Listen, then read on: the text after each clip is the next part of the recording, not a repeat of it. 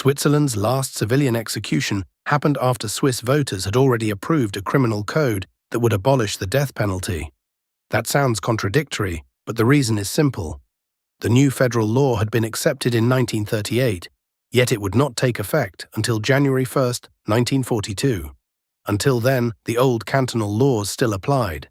Switzerland was moving from separate cantonal criminal rules toward one national code. So a change could already be politically decided at the federal level, while an older local law was still legally in force. That legal gap became crucial for Hans Vollenweider.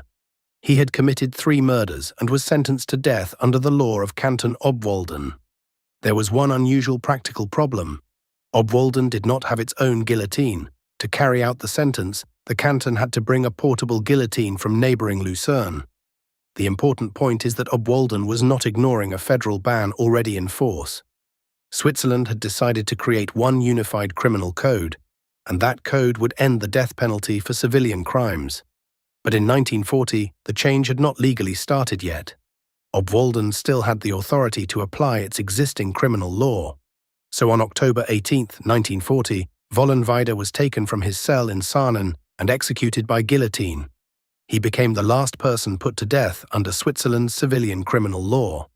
Then, on January 1, 1942, the new federal criminal code came into force. From that point, the death penalty was gone for ordinary civilian crimes across Switzerland. Instead of different cantons having different rules on capital punishment, the country now had one federal criminal system without it. But that was not the complete end of the death penalty in Switzerland. The military had its own criminal law, and capital punishment remained possible there during wartime. During the Second World War, 17 members of the Swiss armed forces were executed by firing squad for treason. After the war, that military provision stayed on the books for decades. It was finally removed in 1992. So Switzerland's abolition of the death penalty happened in 2 major stages. The last civilian execution was Hans Vollenweider in 1940.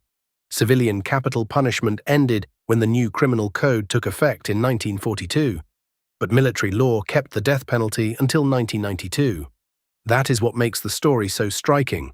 Switzerland had already voted for a future without civilian executions when its final guillotine fell.